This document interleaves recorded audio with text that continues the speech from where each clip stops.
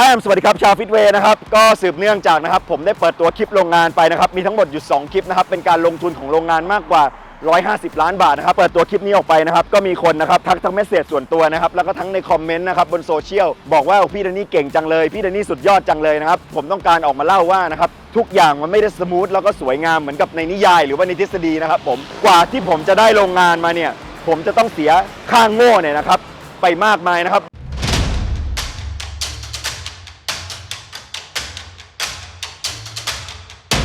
เท้าความไปก่อนนะครับผมว่าตอนแรกที่ผมจะตั้งโรงงานเนี่ยผมก็อยากให้เครื่องเนี่ยมันเป็นออโตเมชันแล้วก็อยากได้ความเป็น made in USA เนี่ยนะครับผมเพราะว่าด้วยตอนนั้นเนี่ยก็คือเรากะว่าเรานำเข้าจากเมืองนอกพอเราผลิตเมืองไทยเนี่ยทุกอย่างมันต้องเป๊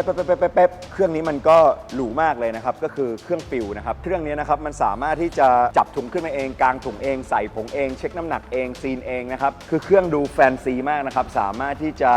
ประหยัดต้นทุนได้มหาศาลในเรื่องของแรงคนนะครับผมกินไฟก็น้อยนะครับความแม่นยำก็สูงผมก็คิดว่าตัวนี้แหละมันตอบโจทย์จริงๆที่สำคัญที่สุดนะครับไม่เคยมีใครนำเข้ามาเลยนะครับในเมืองไทยนะครับผม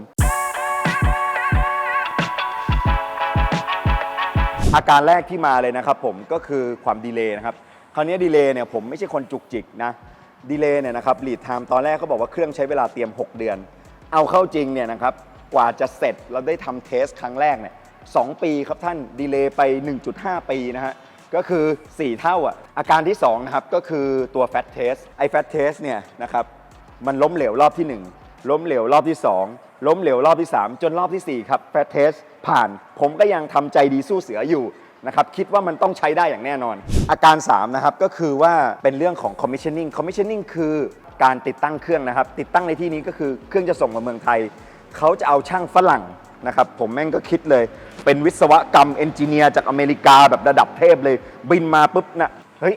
ทำไมช่างมันมาจากเซอร์เบียวะเซอร์เบียคือประเทศที่แบบอยู่ยุโรปตะวันออกผมเพิ่งไปรู้ตอนหลังว่าช่างประเทศนี้มันจะค่าแรงถูก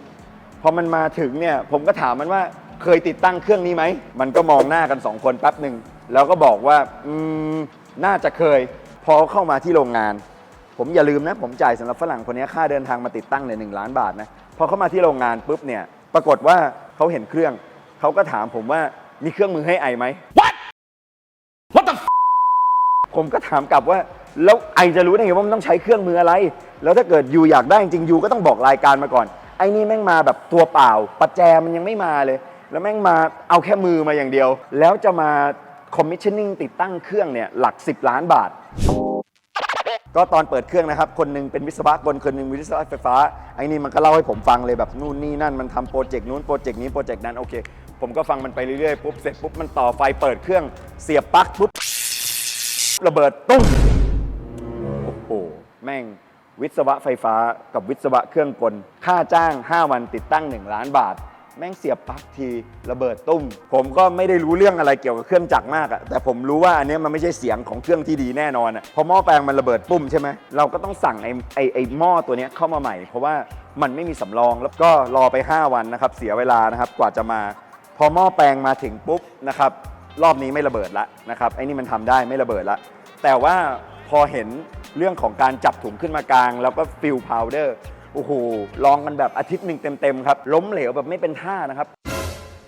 จับถุงขึ้นมาก็ไม่ได้กลางถุงก็ไม่ค่อยออกนะครับการฟิลน้ำหนักเนี่ยไม่แม่นนะครับแถมผงเนี่ย6 เต็มโรงงานไปหมดเลยครับมันพีคสุดตรงนี้ครับคือพอมันทำงานเนี่ยอยู่ที่เมืองไทยไปได้ประมาณ10 วันจู่ๆเนี่ยมันชื่อไอ้แม็กเนี่ยมันมาบอกผมว่าเฮ้ยลูกสาวป่วยโอเคผมก็เห็นใจถูกไหมบอกว่ามันก็บอกว่าวันนี้มันขอกลับเร็วผมก็เข้าใจว่ามันจะกลับบ้านไปวิดีโอคอลหาภรรยาหาลูกสาววันต่อไปเนี่ยมันต้องมาทำงานแล้วมันมาคือนัดกัน9 โมงมันมาบ่าย 3แล้วติดต่อไม่ได้เลยนะครับแล้วจู่ๆเนี่ยมันก็โผล่มาพอมันโผล่มาเสร็จปุ๊บเนี่ยผมก็สงสัยว่าเฮ้ยจริงๆแล้วเมื่อวานนี้ไปไหนมามันก็บอกว่าก็มันมีธุระเกี่ยวกับส่วนตัวมันก็พูดอะไรไปเรื่อยผมก็เลยใช้สไตล์คนไทยเลยเดินไปถามพี่คนขับรถตู้เนี่ยเมื่อคืนนี้ไปไหนมามันไปซอยคาวบอยมา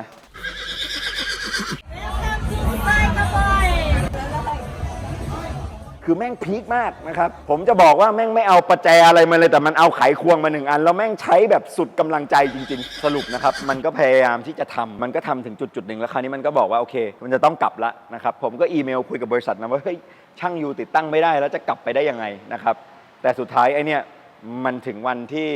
เขาเลื่อนตั๋วไปแล้วรอบนึงถูกไหมมันถึงวันที่กลับคือมันก็กลับไปนะครับเครื่องมันก็แบบพิการแต่คราวนี้เครื่องตัวนี้มันมีตัว PLC ที่สามารถรีโมทเข้ามาแก้ได้มันบอกงี้นะก็พยายามปั้มมันไปหลังจากเวลาผ่านไป1 เดือนมันไม่มีความคืบหน้าแล้วมันไม่มีแนวโน้มเลยว่าเครื่องนี้มันจะใช้ได้ฉะนั้นเนี่ยนะครับผมแนะนำนะครับคนที่อยากเริ่มธุรกิจเนี่ยนะครับลงทุนโรงงานเนี่ยนะครับตังค่าที่ปรึกษาเนี่ยไม่ต้องไปประหยัดเลยครับเราพยายามหาที่ปรึกษาที่เรามั่นใจว่ารู้จริงและเคยทำไม่ใช่แค่เพียงในทฤษฎีนะครับแล้วต้องเป็นสินค้าแบบของเราเนี่ยเป๊ะๆอันนี้ผมแนะนำนะให้เรามองว่าการจ้างที่ปรึกษาเนี่ยเปรียบเสมือนการซื้อประกันชั้นหนึ่งของรถยนต์ถามว่ารถยนต์เราขับออกไปเนี่ยเราไม่ซื้อประกันชั้นหนึ่งได้ไหมได้นะครับแต่ถ้ามันเกิดอะไรขึ้นมาเนี่ยความเสียหายมันอาจจะใหญ่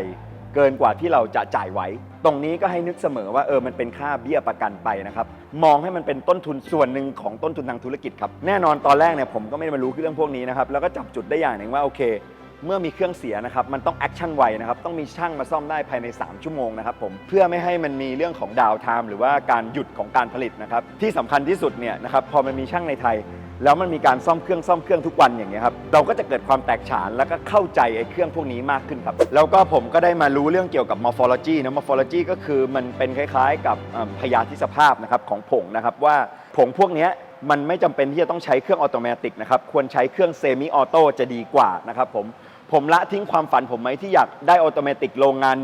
100% ผมไม่ละทิ้งครับมีคนหนึ่งเคยบอกผมไว้แกเป็นคนที่เหมือนเป็นผู้หูสูตรความรู้ก้างมากเขาบอกแดนนี่เชื่อพี่ติงบิ๊กสตาร์ทสมอลคิดใหญ่แต่เริ่มให้เล็กฉะนั้นเนี่ยจะต้องเรียน1ก่อนแล้วค่อยไป2เราจะไม่1แล้วก็ไป10เพราะไอ้ความผิดพลาดทั้งหมดเนี้ยเราอาจจะบอกว่าซัพพลายเออร์ไม่ดีเครื่องไม่ดีคนไม่ดีนะครับแต่จริงๆแล้วเนี่ยเราเองเนี่ยนะครับเรียนแบบข้ามขั้นคือผมไม่ได้ตั้งใจออกมาดิสเครดิตเครื่องของบริษัทนี้นะครับคือถ้าจะซื้อเครื่องระดับนี้ส่วนใหญ่เนี่ยมันจะต้องเป็นเอนจิเนียร์ที่รู้จริงถ้าเป็นคนทั่วๆไปเป็นเอนจิเนียร์ทั่วไปเนี่ยมันไม่ได้มาเฉพาะทางมันจะทำตรงนี้ไม่สำเร็จนะครับเพราะว่าเครื่องของเขาเนี่ยมันก็สามารถฟิลของอย่างอื่นได้เช่นถั่วหรือคอนเฟกแต่การฟิลเวย์เนี่ยจริงๆเนี่ยมันยากกว่าเยอะมากนะครับผมสรุปแล้วความเสียหายมี2ส่วนนะครับส่วนแรกก็คือเป็นค่าเสียโอกาสนะครับที่ประเมินค่าไม่ได้เพราะว่าเวลาของโรงงานเนี่ยถูกดีเลย์ไป4 ปีนะครับส่วนที่2เนี่ยนะครับผมก็เสียเงินทั้งหมดเนี่ยไป20 ล้านบาทครับซึ่งใช่ครับมันคือเหมือนกับว่าเอาเฟอร์รารี่คันนี้ราดน้ำมันแล้วก็จุดไฟเผาทั้งคันหายไปเลยกับอากาศนะครับแต่สิ่งที่ผมได้คือมันระเหยออกมานะครับกลายเป็นบทเรียนเรียกว่าค่าโง่ก็ได้แต่ถ้าเราเอาความโง่ของเรามาใช้มันเรียกว่าค่าครูคือเชื่อไหมว่าผมดีใจนะที่ปัญหานี้เกิดขึ้นเพราะว่ามันทำให้ผมได้เรียนรู้อะไรเนี่ยเยอะมากเลยนะครับไอ้เงินที่เสียไปเนี่ยสุดท้ายผมได้ความรู้มานะครับอาจจะเรียกว่ากรรมของเราก็ได้วิบากกรรมของเรามันก็จะเกิดขึ้นมาเป็นความรู้เรานำความรู้นั้นเนี่ยกลับไปนะครับหากำไรเนี่ยได้มากกว่าเดิมมหาศาลผมเชียร์น้องๆนะครับที่ตอนนี้กำลังพยายามอยากเริ่มทำอะไรเป็นของตัวเองนะครับแต่ผมฝากไว้อย่างหนึ่งว่าเราจะต้องเผื่อค่าใช้จ่ายแบบนี้ด้วยนะครับไม่ว่าเราจะวางแผนดีแค่ไหนนะครับเราจะแม้กระทั่งเราจะจ้างที่ปรึกษาแค่ไหนจะเขียนละเอียดขนาดไหนนะครับแต่สุดท้ายนะครับคำว่า business เนี่ยมันมาจากคำว่า busy นะครับ busy ก็คือยุ่งนะครับคุณจะต้องเจอกับปัญหานะครับตลอดเวลาถ้ามีเงินเก็บเงินสดไว้ใช้นะครับผมเพราะเราไม่รู้หรอกนะครับที่เราพยายามวิ่งไปข้างหน้าเนี่ยเราจะล้มเมื่อไหร่นะครับเราใส่อุปกรณ์ป้องกันได้นะครับแต่สุดท้ายเราจะล้มเมื่อเราล้มเนี่ยณตอนนั้นเนี่ยเรายังอยากจะลุกได้อยู่นะครับการจะลุกได้หรือลุกไม่ได้เนี่ยมันไม่ได้วัดว่าไอตอนล้มเนี่ยใจคุณสู้ขนาดไหนแต่ก่อนคุณล้มเนี่ยคุณได้เตรียมตัวมาไหมถ้าคุณเตรียมตัวมาเผื่อที่มันจะล้มผิดพลาดอยู่แล้วเราก็จะสามารถรับมือกับสถานการณ์นั้นได้ดีขึ้นแล้วเราก็จะผ่านมันไปได้สุดท้ายนี้นะครับผมขอขอบคุณพี่นิกนะครับ NC Supercar นะครับเป็นโชว์รูมนะครับของรถสปอร์ตนะครับที่ตั้งอยู่เรียบทางด่วนแล้วแกก็เป็นลูกค้าฟิตเวย์ด้วยนะครับอันนี้ก็คือเหตุผลที่ผมเลือกที่จะถ่ายวิดีโอที่นี่นะครับเพราะผมยึดคอนเซปต์นะครับว่าเรือล่มในหนองนะครับทองจะไปไหนนะครับมีลูกค้านะครับบางทีผมไปกินกาแฟเขาทักนี่พี่แดนนี่หรือเปล่าพอผมรู้ว่าร้านนี้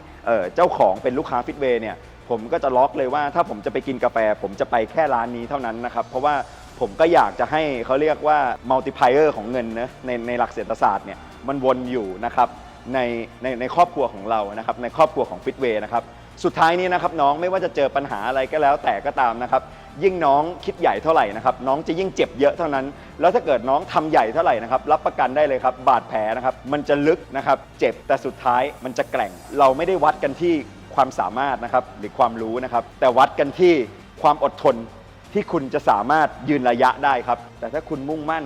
แล้วไปเรื่อยๆนะครับแบบไม่ต้องไปสนใครเราไปของเราเรื่อยๆนะครับสุดท้ายจะถึงเป้าหมายนะครับเพราะว่าคุณมีวินัยและทำซ้ำคอนเซปต์นี้สามารถใช้ได้กับการออกกำลังกายการออกกำลังกายคุณไม่สามารถที่จะตั้งใจออก1วันแล้วมีกล้ามขึ้นมาได้ไม่ว่าคุณจะทุ่มเทแค่ไหนนะครับแต่มันเป็นเรื่องของการที่ทำซ้ำและทำทุกๆวันนะครับมันต้องเหนื่อยครับบางทีมันเหนื่อยกายใจมันก็เหนื่อยไปด้วยนอนน้อยเครียดบ้างนะครับแต่สุดท้ายเราต้องจำไว้คำเดียวครับว่าสู้ไว้อย่าท้อครับผม